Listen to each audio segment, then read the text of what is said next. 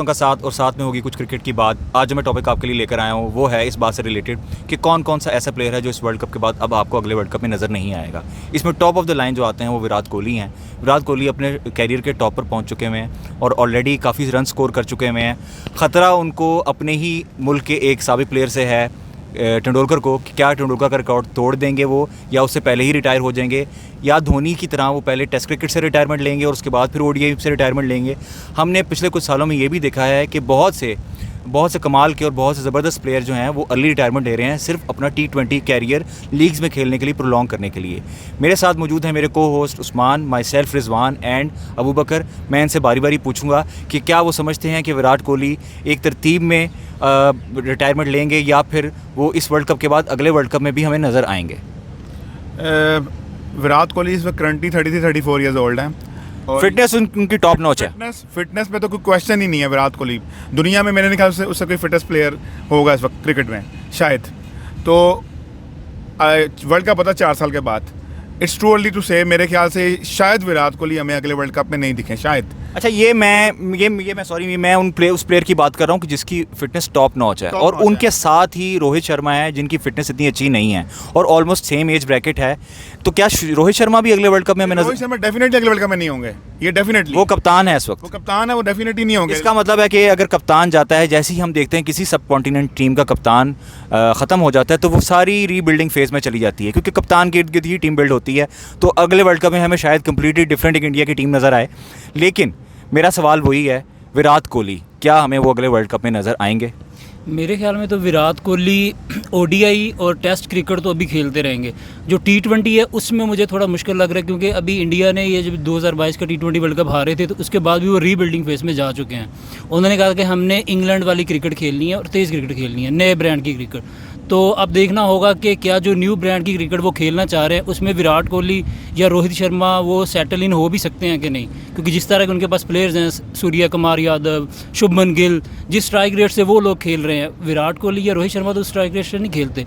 ये तो थोड़ी अभी भी ओल्ड स्कूल क्रिकेट खेलते हैं। लेकिन आपको अगर मैं याद दिलाता चलूँ, लास्ट जो मैच हुआ था T20 का वर्ल्ड कप में, उसमें उन्होंने काफ़ी अच्छी इनिंग खेली थी विराट कोहली ने और ऑलमोस्ट हारा हुआ मैच पाकिस्तान के हाथ से निकाल कर ले गए थे। लेकिन उसके बाद आप देखें जो सेमीफाइनल था वो भी कोस्ट कर गया था, शायद विराट कोहली की इनिंग्स की वजह से कर गया हो। उन्होंने 40+ बॉल पे 50 रन स्कोर किए थे, ठीक है, तो 170 स्कोर था जो कि एक फ्लैट बैटिंग पिच थी। इंग्लैंड ने बड़े आराम से चेज़ कर लिया। वहाँ पाकिस्तान वाला मैच था ना, उसमें भी जो अभी बकर आपको बता रहे थे 40 बॉलों में 50 रन ही किए थे कोहली ने। उसके बाद उन्होंने वो जो एक्सेप्शनल लास्ट 3 ओवर खेले, वो once in a blue moon होता है, वो कर दिया उसने, once in a blue moon हो गया। लेकिन तब भी जो उसने 50 की थी वो कोई वर्थ इट नहीं थी अगर आप उसको देखें। असल कंसर्न ये है कि आप जो स्ट्राइक रेट आजकल के क्रिकेटर्स हैं ना वो पहली बात से मेंटेन करते हैं। आप हर दफ़ा कैचअप नहीं कर सकते कि पहले जरा स्लो फेज में। ये जो बात कर रहे हैं, इस बात के साथ ही मैं अगर इसको मैच कर लूँ, बाबर आजम जिस तरह खेलते हैं वो भी कुछ ज़्यादा। हाँ, बिल्कुल एग्री करता हूँ कि बाबर आजम भी कोई ज़्यादा उनसे कोई डिफरेंट स्टाइल से नहीं खेलते। लेकिन ऑप्शंस की बात है, पाकिस्तान के पास शायद उस तरह से ऑप्शंस नहीं है जो इंडिया के पास मौजूद। अच्छा, मैं जो अबू बकर की बात समझ रहा हूँ, मुझे लग ये रहा है कि जैसे होगा यूं कि वो इस सिनेरियो में आएंगे कि पहले T20 फिर ओडीआई और फिर क्रिकेट, टेस्ट क्रिकेट से रिटायरमेंट लेंगे। हाँ, टेस्ट क्रिकेट वो सबसे एंड तक खेलते रहेंगे, जितनी देर उनकी बॉडी उनको इजाज़त देगी वो मेरे ख्याल में टेस्ट क्रिकेट लाजमी खेलना चाहेंगे। अच्छा, और उस्मान से मैं पूछना चाहूँगा कि कौन सा रिकॉर्ड है जो कि तेंदुलकर का वो तोड़ पाएंगे? मुझे नहीं लगता कि तेंदुलकर के टेस्ट रन या ओडीआई रन वो तोड़ पाएंगे। और जो सेंचुरीज हैं, सेंचुरी का रिकॉर्ड तोड़ देंगे, क्योंकि वो ही इज़ वेरी नियर।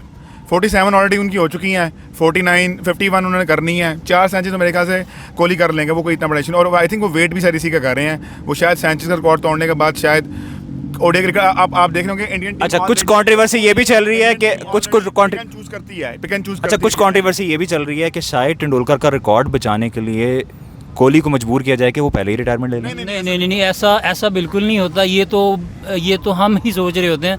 ये आउटसाइड नॉइस है कि इस तरह हो रहा होगा, ये हो रहा। ऐसा कोई भी नहीं चाहता कि किसी मेरा रिकॉर्ड बचा। अब तेंदुलकर की क्या से होगी, वो चीफ सेलेक्टर हैं या क्या है, BCCI के कुछ चेयरमैन हैं, उनकी कैसे उसमें से आ सकती कि उनका रिकॉर्ड बचाने के लिए आप एक क्रिकेटर का करियर ख़त्म नहीं कर सकते। अच्छा, ये बात जो है जैसे चल पड़ी है, तो आजकल के दौर में जैसे T20 बहुत ज़्यादा इन हो गया है और प्लेयर्स अर्ली रिटायरमेंट भी ले रहे हैं।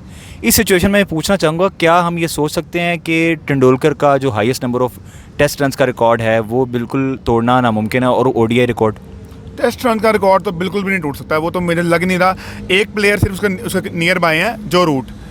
जो कि मुझे लगता है कि लेकिन इंग्लैंड में जो ट्रेंड है, इंग्लिश प्लेयर भी जल्दी रिटायरमेंट ले लेते हैं। ट्रेंड ये है कि वो जल्दी रिटायरमेंट लेते हैं, लेकिन वो वेरी नियर है। अगर वो 3-4 साल जो भी करंट फॉर्म में खेलें तो कर सकते हैं, लेकिन अदरवाइज़ तो बहुत मुश्किल है। हाँ, ओडीआई रिकॉर्ड तो आप भूल जाए ना कि 7,000, 8,000, 6,000, 7,000 रन हैं, वो बहुत मुश्किल है। लेकिन अब इंटरनेशनल क्रिकेट भी तो कम हो गई है ना, ओडीआई तो बिल्कुल ना होने के बराबर है। अब तो आईसीसी के इवेंट या एसीसी के इवेंट्स ही रह गए हैं, और टेस्ट क्रिकेट भी कम। जब से लीग्स आई हैं, फ्रेंचाइज ने ओवरटेक कर लिया क्रिकेट को, तो इंटरनेशनल क्रिकेट जो है कम होती जा रही है। वैसे तो कोहली अपना नाम हर जगह बना चुके हैं, लेकिन तेंदुलकर का एक रिकॉर्ड जो वर्ल्ड कप से रिलेटेड है वो ये है, एक तो हाईएस्ट नंबर ऑफ स्कोर तो है ही, जो कि अचीव करना इतना ज़्यादा पॉसिबल नहीं है, लेकिन वो 1996 और 2003 के वर्ल्ड कप में हाईएस्ट रन स्कोरर थे। क्या विराट कोहली इस वर्ल्ड कप में, जो प्रॉबेबली उनका आखिरी वर्ल्ड कप हो सकता है, क्या हाईएस्ट रन्स कर सकते हैं? ये देखेंगे हम इस वर्ल्ड कप में। आप लोगों का बहुत बहुत शुक्रिया। आपसे मुलाकात होगी अगली वीडियो में। खुदा हाफिज़। सब्सक्राइब करना ना भूलिएगा।